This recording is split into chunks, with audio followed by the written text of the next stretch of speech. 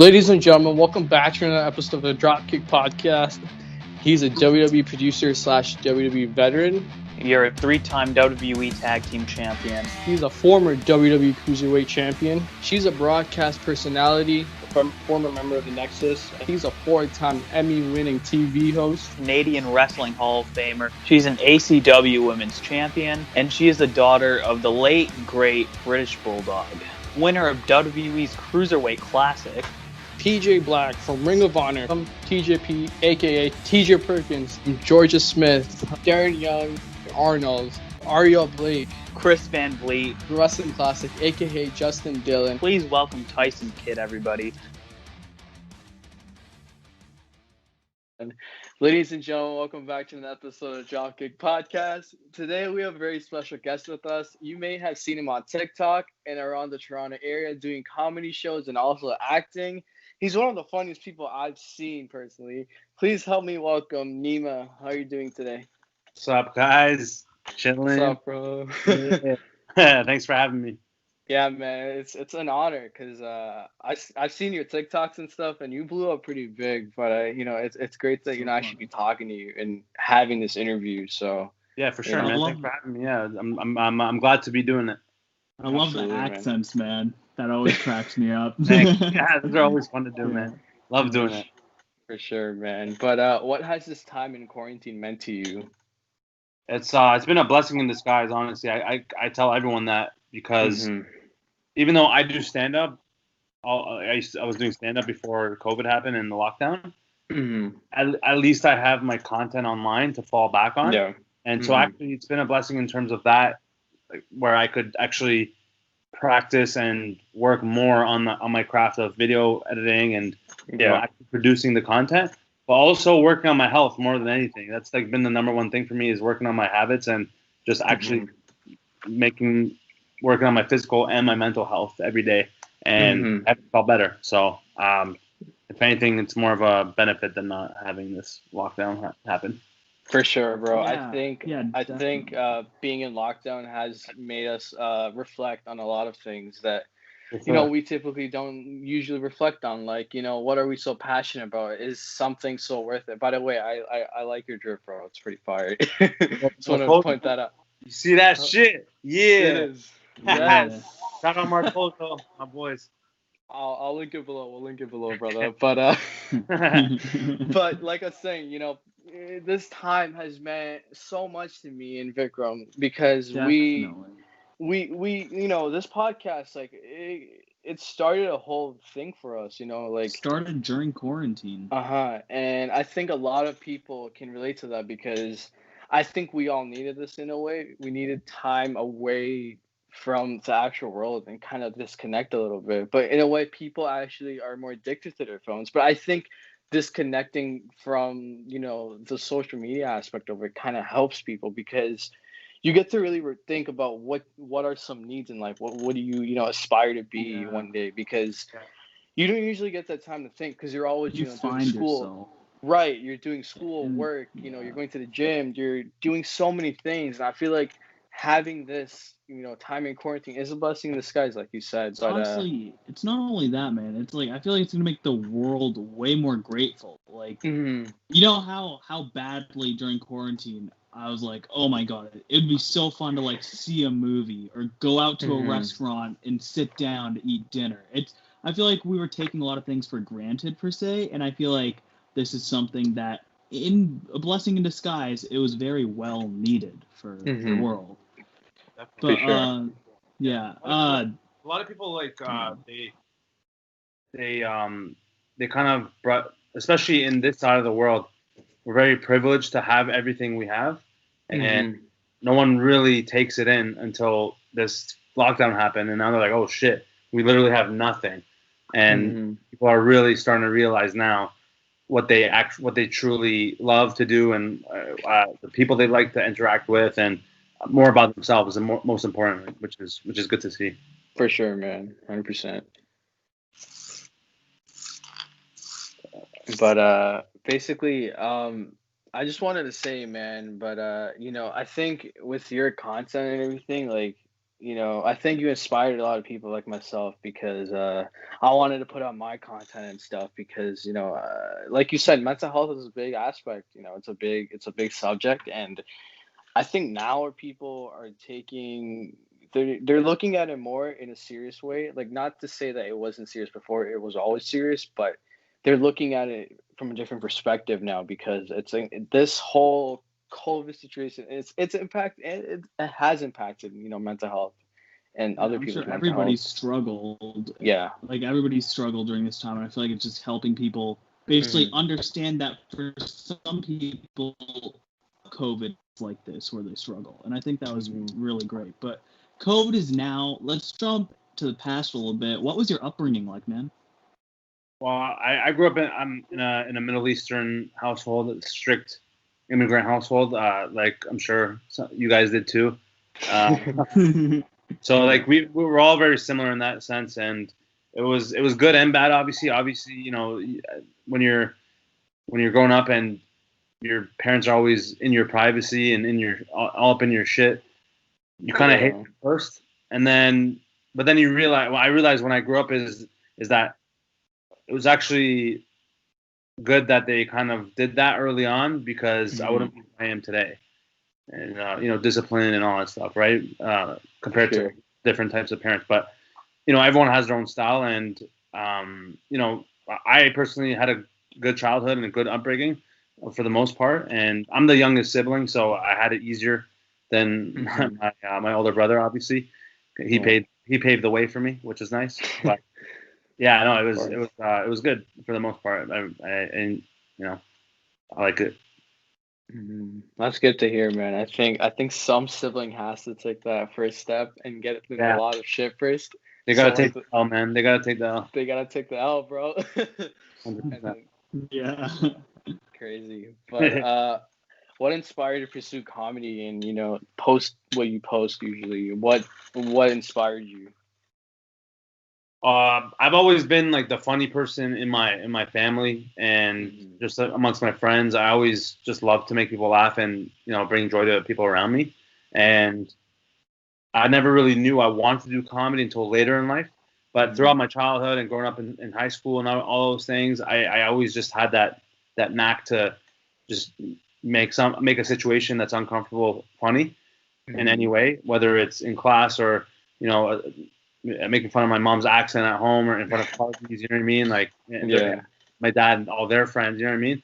So I always just kind of enjoyed doing that, but also like being Persian. Persian people are Mhm. pretty funny people in general. Yeah. They have a good sense of humor usually, and I'm lucky enough to be in a family where my mom's actually fucking hilarious too, and Yeah. my dad's pretty funny too in his own way, and Mhm. my brother too. But um, what inspired me the most was actually when I was a kid, I was watching stand up on TV with my dad, and I saw Russell Uh, Peters, yeah. first person I ever saw on TV like doing stand up, and I was like, what the fuck is this? This is crazy. Guy's on stage just like making fun of people's accents, and he's Yeah. like just like, and people are laughing at him, like laughing with him Mhm. on the stage. I was like, this is crazy. And so Yeah. I never really took it in at first, but then later on in life, I started like seeing more and more stand up and more of those things, and I generally would be drawn towards funnier videos or comedy movies and stuff like that. And I really Mhm. enjoyed everything comedy. And then eventually I binge watched so much stand up and comedy in general on YouTube around like Mhm. the 2009, 2010 era. And Mhm. after that, I started seeing so many people doing things that I was like to myself every day, I'll be like, man, I wish I could do that. I wish I could do Mhm. that too. And then I finally went to university one day and I realized, yo, man, I don't even want to do this. Like academics is not my shit, even though I can Mhm. do it. It's just not something that's not gonna make me happy. And so I dropped out literally just to pursue my passion, which is comedy and acting. After first year, and yeah, Mhm. so That's man, what a story right there. But And comedy's amazing. You know, it brings smiles to people's faces, and I'm sure it's a really fun career. But much like other careers, I'm sure there's probably some struggles you faced while pursuing a career in comedy. What were some of the Mhm. struggles? Man, so much. And people don't realize doing stand-up comedy is not the same as making your friends laugh. Of course, bro. It's hard, yeah. It's like one of the hardest things I've ever done in my entire life. And I've done a lot of things that were pretty difficult. But stand-up is by far the hardest thing because you go on stage and you're literally just standing there in front of strangers who've never seen before. And you're trying to laugh with something that's coming out of your mouth, which is insane if you think about it. And you think you can do it. And then once you go and do it the first, 100 times or more, you're really not as easy as you think. And you're just bombing for weeks. Trying to figure out how to be funny in front of strangers. For sure, man. And it really humbles you. And it was, man, I struggled so much in the first 2 years, just like busting my ass, like just commuting to do open mics where no one knew who I was, no one cared who I was, to sign up on a list of like 20, 30 comedians who are also amateurs and nobodies who wanted 5 minutes of dick jokes or whatever stupid jokes they have in front of two people in an attic somewhere randomly in Toronto, and those people aren't even listening. And then you get up at like 2 a.m. and no one's even there anymore. And then you just like, you waited for 3 hours to do 5 minutes of material to nobody. It really brings you down. But like, the whole point of that is to push you into really kind of like getting a thick skin and continue. Of course, bro. So, the struggle that you mentioned is actually a good thing if you want it to be, because I don't look at it as I'm like failing. I'm looking at it as I'm learning. And every time I struggle and I fail, I learn something new and I get better each time. And so that's the mentality you got to have with the struggle in doing any entertainment, really. But yeah, in general, it's mostly just that. And also with videos, man, like so many people get so shy and nervous to post something because they think it's not the best product. But I'm like, man, so many people don't realize when you post something online, realistically, no one cares. And I'm not saying this to make anyone feel bad, but even me, like I post every single day and I have a lot of people liking it, but so many people will like just scroll by it because I don't care. So that people overthink it is just ruining it for them. And so you have to put shit out there to learn, to get better. That's the only way to do it. So for sure. You got to take those risks, man, and what you did. But is there a story to the time where like what was your first like stand up like, for example? It was I remember it vividly because I mentioned previously, I traveled an hour on the TTC from where I was living at the time just to go sign up at this place at like 4 p.m. and I was already like 10th on the list or something like that. And then there were about 30 comedians total on that whole lineup for the open mic. It was just an open mic. And random like Tuesday night. And in some random ass attic and some dive bar. Ghetto as shit. I go on and like I'm nervous. I'm there. Everyone's like in cliques. It's like high school all over again. And I'm like, what the fuck? Like fuck that. And literally and it's all just comedians. Like comedians. Whether they're shit or good, doesn't matter. They're all comedians, and they're all in this small, tight space. And then 2 hours later, the show finally starts. I'm like tripping balls the whole time, getting in my I better do good. I have to do good. So blah, blah, blah. And then I didn't know this because it was my first time there, but there's a thing called bumping. So what it means is you write your name on the list for the open mic, and it doesn't necessarily mean you're gonna go on that slot that you signed up for. Especially if you like me, I'm a first timer. They'll bump you like crazy, like which means they'll like put other people who are more experienced or they know better ahead of you. It's politics of the comedy world. And I realized that as the night was going on, I was like, "Yo, okay, sick. The 9th person's up. All right, I guess I'm next." Then the next spot comes and he calls out someone else's name, and I'm like, "What the fuck?" I thought it was my turn.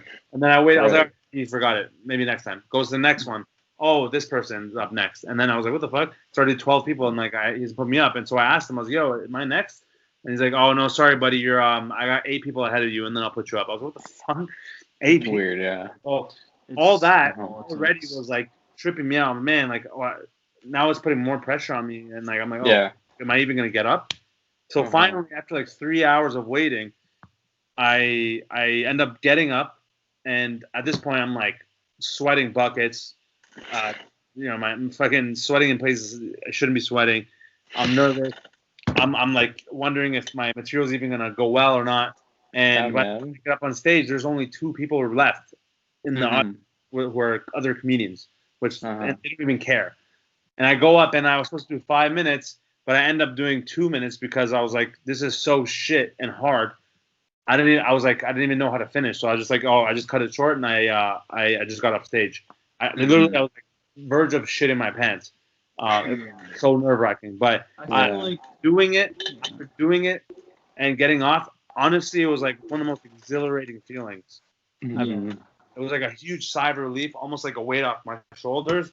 And at that moment, I realized, oh shit, okay, this is a long game, and I'm never gonna give up. I'm gonna do what it takes to get better and better every day, because this is what I love to do, and I want to work on this craft. And ever since, I've just been trying to go as hard as I can. And that was my. I feel like a lot of our viewers can feel you when you talk about the politics, because a lot of the times we usually have guests from the professional wrestling business on here, and a lot of things that people don't know is backstage pro wrestling is all politics. Oh, really? And yeah, and I feel like that's just something that in a lot of like performing businesses and things like that, that's just something that you're gonna have to deal with. And it's like sometimes it doesn't necessarily make sense, because like you said, they're putting the more well-known, more experienced comedians before you.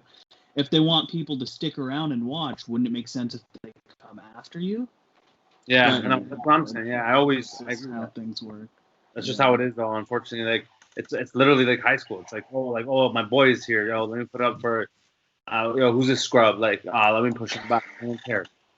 It's just unfortunate, but you just gotta keep rolling with it. You just gotta keep rolling, and eventually you have to build up your rep, and then you'll be that person who will like get ahead on the list, and then that literally. Yeah, man. That's exactly, and look at where you are. Circle of life. Yeah. Hell yeah, man. But I feel like there's a big misconception growing up, because a lot of people don't know what they want to do as a career. You dropped out of uni, but on your podcast, you talked about that you didn't want to pursue university. What led you to dropping out, and what did your parents say? Like, how did that all go down? Because I know you grew up in a Middle Eastern home, like you mentioned, but coming from immigrant kids here, we want to know how you did it, man. Help us out, brother. I'm lucky, bro. I'm lucky. I don't know about you guys. I got lucky, but when I was in first year of university, I already had a couple of like years before that where I didn't get into university after high school, and so I pretty much took a whole year off, and that was like really a bad time in my life where I was just depressed, and like I was like gaining weight. I was just binge eating every day and gaming until like 8 a.m, sleeping until 4, 5 p.m. It was like a bad time in my life, and I was kind of a little bit turned off from the thought of going to school and just doing the regular safe route. I was kind of rebelling a little bit and having a different mindset. And a lot of people around me, my friends, my family, even, they're like, yo, like, stop being so negative. Yo, like, why didn't you want to go to school? Why don't you want to do this? And I'm like, man, like, and they just don't realize that, I would just have a different mindset. I'm a creative person. I've always been a creative person. I always excelled in like sports and in like any arts, music. I'm a drummer, and like I can act, I can make people laugh, and to make me go to school and do something. It's not your thing. Yeah. That's maybe I don't know, make me survive for the rest of my life and potentially start a family with someone. I'm like, that's not enough, man. I can't live my life. And so I kind of just pulled through that whole year, and then I finally pulled up my grades. I went to private school, got into U of T because my dad went to U of T, and my brother did that exact same program I got into. So I was like, I have to get in just for them, to make them feel good, which a lot of people, including you guys, I'm sure, thought that too, and are probably have done or are doing. And even my own friends, like I see them, they're like, no, I have to get a degree from my parents. I have to get a degree from my parents. So they said I have to. I'm like, bro, like, but do you like it? Do you enjoy it, right? And they can't answer that. They're like, I don't know. Hey, I will see. I'm like, no, you don't. You're just trying to make excuses. You're trying to make excuses, right? kept saying, no, yeah, like it's fun, yeah, I like it, but really you don't like it. You're just saying that because you don't want to look like weird and different from the other people who are the people going to the safe regular norms, route. right? Go to university, get a degree, get a job, start a family, right? So I don't know, something in me, like I don't know, I just maybe I don't know, I was born to be kind of courageous and brave and kind of think for myself in a way. And that 1 year I did go to U of T and study kinesiology, which I did have fun with. I just wasn't a passion of mine.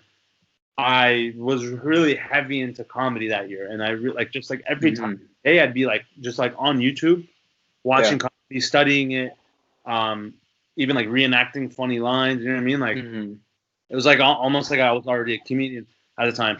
Then I went to my first stand-up show at the end of first year, and when my friends invited me, I was like, oh, like cool. There's like I've never been to a stand-up show. We go to Yuck Yucks, and I remember vividly one of the guys who was on the show.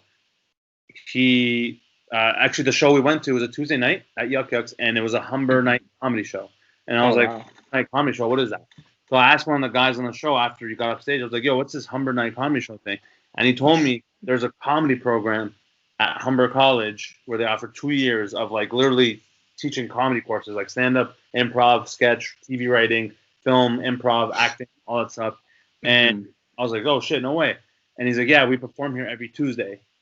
And I was like, this is sick. It was exhilarating watching other people make other people laugh. And I was like, I would laugh. So I go home that night, I search up this program, and I see the courses, and I was like, yo, what the fuck? And I fell in love immediately. Like, yo, I have to do this. I have to do this. And so I literally like contemplated for like a week on my own. And then what happened was my brother actually, he changed his path, and he told my parents that he wants to go into culinary and like do like other things. And then seeing them react to how he dropped out, I mean, like changed his path, and they're kind of okay with it as long as he like made ends meet. That made me realize, oh shit, maybe I can do what I want to do. And it's so for me. And I realized, okay, so then I'm just going to drop out and start and just do comedy because this is what I want to do. And I told them. And at first, my parents were disappointed, like a little worried. My dad was like, I don't know, like, if you're going to do it, then you got to go 100%. And like, you have to make something of it. I was like, fuck yeah, 100%. Like, there's no way I'm backing down if I do this. And my mom was like crying and shit. I was like, relax. It's not the end of the world. It's not that deep, bro. You also have to understand where they come from. Is my parents are from Iran, and like they don't have comedy down there. Like they don't. It's like it's not. Exist. They grew up with it. They're not familiar with it, and so I understand where they're coming from. But also I have to explain my point of view of like, okay, well, this is what I want to do, and makes me really happy, and I know I can make it in this. I feel it. You know what I mean? I know I have potential. And they just wanted me to prove it to them and kind of show my potential. And so I did. And I had to audition to get into that Humber program. I dropped out after first week of second year at U of T. Auditioned to the Humber program, and I got in within 3 days. And ever since then, I've been just fucking like going hard. And the rest is history, man. Rest is history, bro. Like I just like you get to a point, especially like I don't know. I feel like people who grew up with immigrant parents, they have this like chip on their shoulder of like they do, bro. And you want to like kind of prove them, like, not prove them wrong, like prove to them like, yo, like prove to them that, bro, I know I can do this. You know what I mean? So but I also got to add on that because I speak to Vikram about it like a bunch of times. So we have a bunch of conversations like, you know, like is university all that? Because like who wants a 9-to-5 job? Like pretty sure no one does because no one wants to sit in an office and fucking, you know, type shit up. Some people might actually enjoy that, and there's nothing wrong with that. Of course not. We need people like that, but also there's a lot of people who are doing that who don't want to do that. And of course, of course. And there's so much like creative, you know, people like yourself and you know all of us here. And I feel like parents that grew up with that, you know, back home mentality, they don't really know that. You know, guys like Gary Vee, you know, they try. You know Gary Vee, no.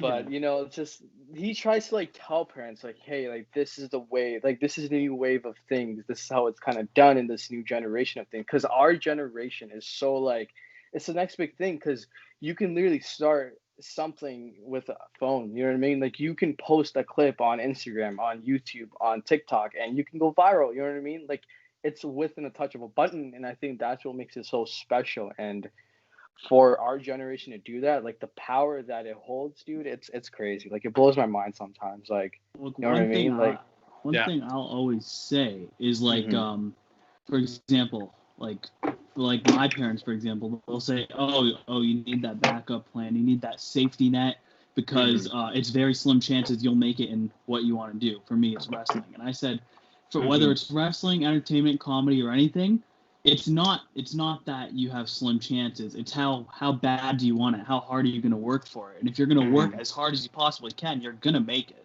That's just my opinion. If you work as hard as you possibly can, you're going to make it. No matter. I agree. Yeah. Exactly. Yeah. It's the people who say in stand-up specifically, like, for example, only the 1% of people doing stand-up will make it. But I'm like, the people who are saying that are the ones who won't make it because they're doubting themselves. But I'm like, why can't I be the 1% of people? Right. Yeah. Just change of mindset. That's literally all it is. It's all in the mindset, man. Honestly, yeah. You have to go for it. And like, guaranteed, like, even if you bust your ass and you tried everything and it still hasn't worked out, then who cares? You fucking tried something at least. You tried. You want something else now. Like, it is what it is. Exactly. Try why something not? else. Why not? If you continue to bust your ass, let's say, you busted your ass at your dream and it didn't work out, try really hard at something else. If you try really hard at everything you're going to do, you will succeed in life because something will come to you that you're good at. It's bound to happen. Exactly. Like Gary says, man, like, you're right. Like, bro, even if you do this shit at 25, you waste 5 years. You waste fucking 5 years, right? Bro, yeah. You're still gonna be fucking 30? Starting you fucking path, right? Like, he's literally so true though. It's like even if you're like still 30, bro, that's literally you're so young and it's idiotic. You don't just do something for yourself. Exactly, man. You got to make these fucking times count, especially now. Like, everyone's at home. What are they doing? They're, probably sleeping, binge watching Netflix, and you have the option to start something. You can fucking start TikTok, like yourself, or you can fucking start a podcast. You can start anything. Anything you're good at. Like, write down a fucking list. Like, top 10 things that like I want to pursue and try achieving that, because I guarantee you, out of those 10 things, there will be one thing that you can achieve at least, or even more than one, man. You never know. You know what I mean? For sure. The possibilities are endless. For 100%. sure. 100%. Absolutely. So growing up, everyone has their heroes. For me, since I'm a wrestling fan, it's guys like John Cena, Edge, Shawn Michaels, people like that. For you, who is some people that you look up to? First of all, I love John Cena. But for me, Russell Peters was my first inspiration. And, I still kind of like him, and I kind of enjoy his content, like the type of material he does. But my biggest inspiration right now is Kevin Hart. And I know a lot of people hate on him, and because, like, I don't know, he's not the funniest stand-up or whatever, but, like, he's number one for a reason. He's the most successful comedian in the world for a reason, because of his work ethic, his passion for his craft, and not even just putting in work on his comedy or in acting. It's working on his health as well. That's what inspired me too, right? Is because this guy's like busting his ass every day, waking up, going to the gym, like working on his health and his like family and like his mind, getting his mind right. And like, bro, all these things are something I want to do and get better and better at every day, and he's the one who's paving the way for that. So I definitely look up to him for that stuff the most. Absolutely, man. But absolutely, I think having a strong work ethic, goes a long way, man. That, like, it's all in the mindset, like you said, man. I feel like once you have that mindset figured out, like, you get those negative thoughts and like get that negative energy out of you. I feel like, there's so much you can do. There's so much potential, but besides entertaining people, obviously, and making them laugh their ass off. But what do you like to do in your free time? I love playing ball and, like, any sports really. Obviously, like, chilling with my friends, smoking some shisha. Okay. But I don't do it often, but I like doing it. But course. I don't know. I like watching movies too and just chilling. Like I just love being by myself and just watching a movie. Vibing. Like once in a while. But man, honestly, I just like enjoy doing comedy so much. I don't mind making videos and like watching comedy videos on YouTube or anywhere and just continuously creating content and working on stand up and stuff like that. Like I love doing it all. For sure, man. Absolutely. Yeah, absolutely, man. So on our podcast, we really like to tap into mental health as a topic. So if you're comfortable sharing, of course, have you ever struggled with your mental health? And if so, what advice would you give to people listening? Yeah, I mean, I'm pretty anxious. Like I have a lot of anxiety. Like sometimes sometimes worse and sometimes not as bad. But I have trouble sometimes. I overthink a lot too, and I overanalyze a lot of situations, which is like kind of takes over my mind sometimes. And I have like kind of paranoia a little bit sometimes too. I get worried a lot about certain things, and it depends on your environment. Yeah. Good environment, that shit goes away. I swear to God, like it's like you just kind of forget about it, and not even just forget about it, but if you communicate with someone around you that you love and that supports you, it's so much easier to get over the mental health issues because it's not only just kind of like makes you forget about it for the short amount of time, but it actually helps you work on the root problem itself to actually get past it, right? So I suggest if you can, like, just talk to people. It goes a long way, and you'd be surprised at how many people would be, open to actually listening and hearing what you need to talk about, like any problems you have and stuff, right? Mm-hmm. Your own friends, like because like a lot of guys, especially the stigma of like can't talk about our issues or like cry and shit. Like I fucking cry, I don't care. And I tell my boys all the time, or I tell my family, and like they see me cry, I'm like, but I feel better when I do it. So why wouldn't I do it? Yeah. And then people wonder like why they're always mad or they're this and they're always miserable. I'm like, bro, just fucking let it out. let it out. Friend. Yeah. Talk to anybody and just talk. I'm telling you, you'll feel better instantly. And because a lot of people bottle stuff up and it just builds up over time, and then they just like crash and something massive happens, and you don't want that to happen. So I'd say just communication is the best thing, and also keeping busy, man, and like finding hobbies or trying new things. Don't just sit around all day eating junk food and watching Netflix. That's what happened to me that one year where I was literally binging food and playing games all day. I was in the most depressed time of my life, and even some parts like suicidal even. I was like, it was bad. Like I never got to that point where I actually wanted to kill myself, but like, I know a lot of people do, and the problem was because I just didn't know what I wanted, and there's too much pressure around me of like telling me what to do, and I wasn't thinking for myself, and it's just like, and I was bottling stuff up. I wasn't telling anybody anything. I wasn't talking about anything or how I was feeling, and that's why I felt that way. But also, man, like you're the way you eat, man, food honestly goes a long way.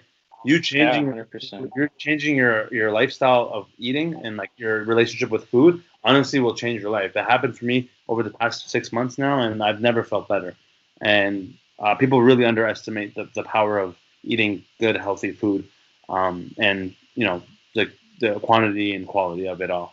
So that's definitely some of the things I would suggest. Man, that's great advice, man. Absolutely. Yeah. But man, if you what were you gonna say, Vic? I'm just curious, man. So, if you could change anything in terms of your career that you've done in the past, or even in life, what would it be?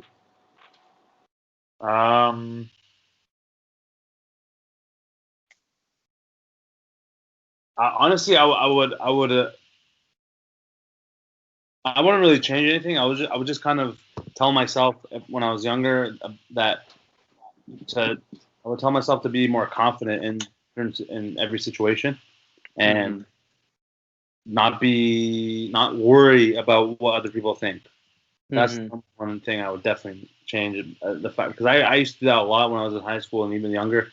I would always be like worried to the core of, oh, what if I wear this shirt? Is this person gonna like make fun of my tits and shit? You know what I mean? Like stupid stuff. Yeah. I'm like, it's like so minuscule, and no one would even care. But it's all in your head. It's all in your head. Yeah. If you just live through every situation with confidence and not care what people think, it's so freeing. It's a freeing feeling, and it's like if you the best way I can put it is, and what helped me realize this is, if you think you're going through stuff, imagine what other people are going through as well, and then that's true. they don't give a shit about your problems. Right? Like they're not even worried about what you look like or how your eyebrows look or how your arm looks or your nose or anything. Like no one really cares. And so that's true. That's what helped me kind of like not worry about people's judgments, and just kind of be myself. And it's much more freeing, and you live a happier life that way. Mm-hmm.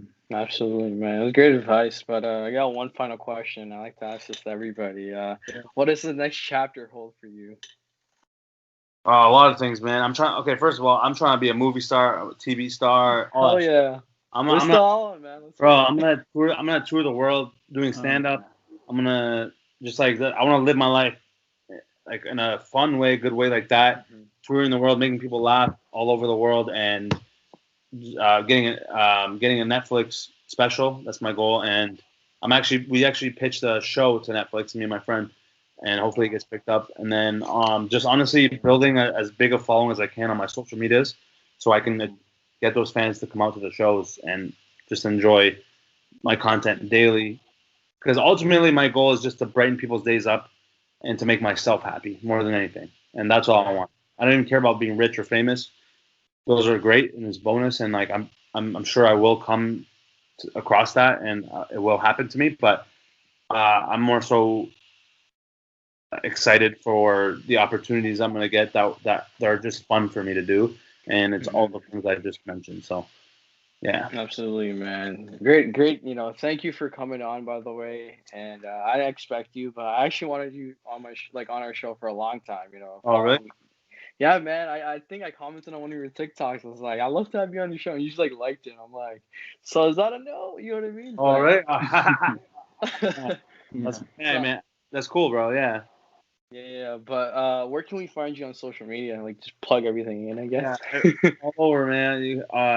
At Neema Naz on Instagram, Twitter, YouTube. I do daily videos on social media and TikTok, weekly podcast, weekly vlog on YouTube, and just trying to do as much content as I can every day.